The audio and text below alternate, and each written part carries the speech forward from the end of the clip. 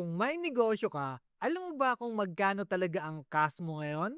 Baka ang akala mo may pera ka pa, pero hindi mo napapansin na mas malaki na pala ang lumalabas kaysa pumapasok.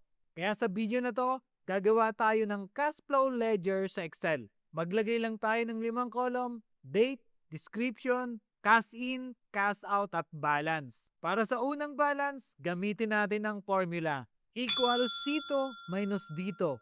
Ibig sabihin, ibabawas lang natin ang cash out sa cash in para makuha ang unang natitirang cash. Pagdating naman sa mga susunod na transaction, gamitin natin ang formulang ito.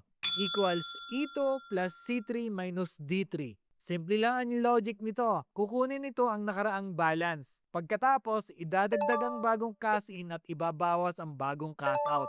Kaya sa bawat bagong transaksyon, automatic nang nag-a-update ang iyong running balance. Sa ganitong paraan, hindi ka na manghuhula kung magkano pa ang cash ng negosyo mo o kung saan napapunta ang bawat piso. Kung gusto mo ang pre-template na ginamit ko, i-comment mo lang ang cash flow at ipapadala ko sa'yo. Sa susunod nating video, gagawa naman tayo ng income and expense tracker gamit ang parehong data para mas kompleto ang financial monitoring ng iyong negosyo.